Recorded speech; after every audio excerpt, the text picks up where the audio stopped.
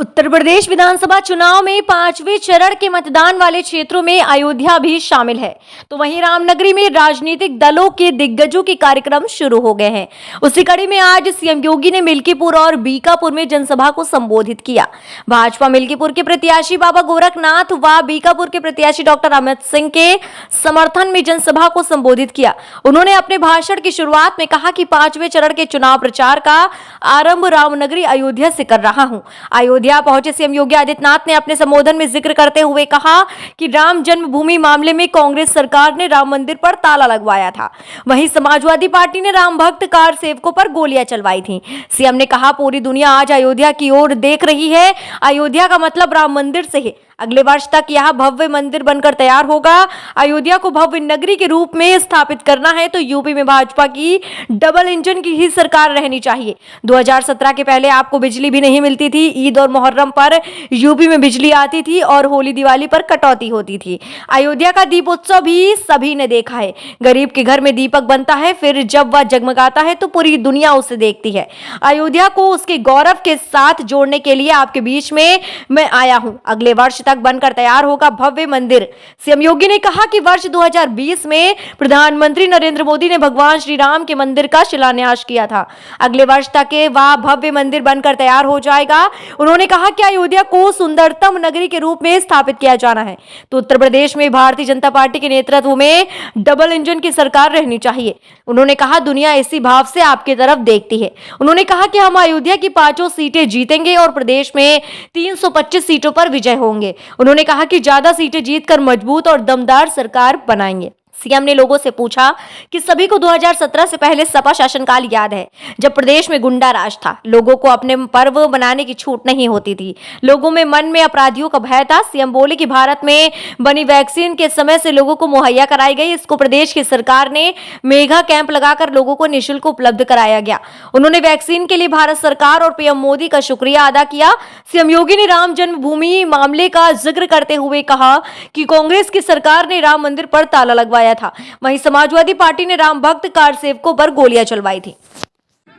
अयोध्या में राम जन्मभूमि पर ताला लगा दिया था।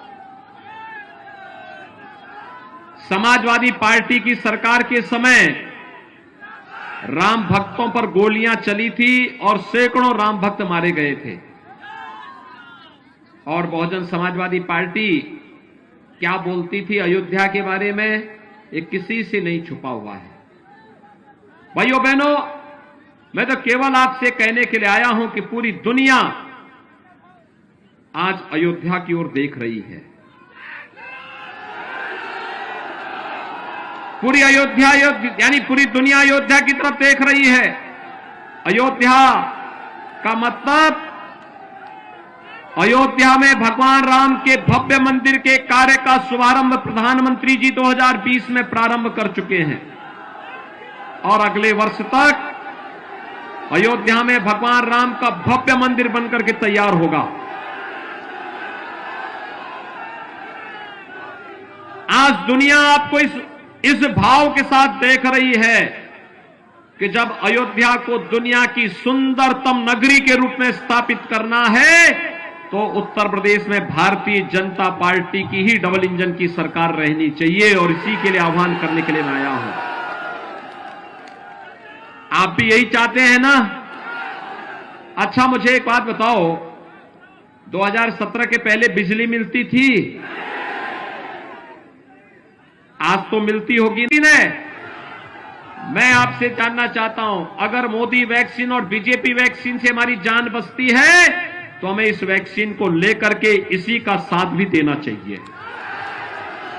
सभी लोग सहमत हैं?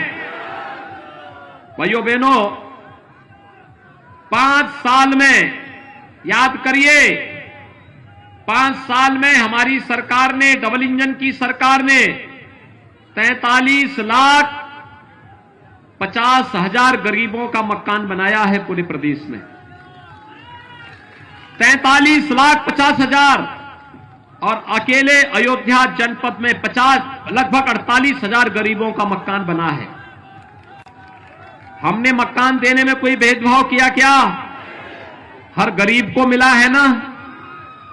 और जब विकास की योजनाओं में भेदभाव नहीं, बिजली में भेदभाव नहीं, बिजली के कनेक्शन में भेदभाव नहीं, शौचालय के निर्माण में भेदभाव नहीं, और लाखों किसानों का कर्ज माफ भी हुआ और आज प्रधानमंत्री किसान सम्मान निधि का लाभ भी प्राप्त कर रहा है।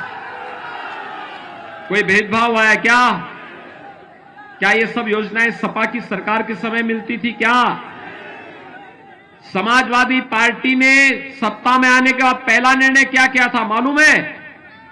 जिन आतंक श्री राम की पावन जन्मस्थली के रूप में जानी जाती है। याद करना, ये चुनाव 500 वर्षों के इंतजार के बाद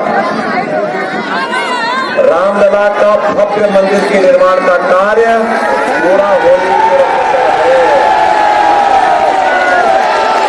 और इसलिए कोई याद करना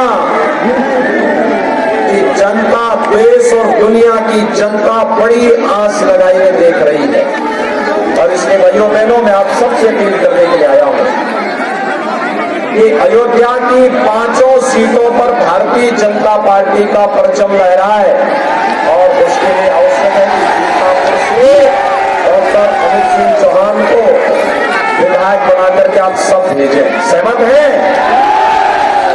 भाइयों बहनों मैं आपसे जानना चाहता हूं, अयोध्या में भगवान राम के भव्य मंदिर के निर्माण का जो काम प्रारंभ हुआ है, क्या ये काम कांग्रेस कर पाती?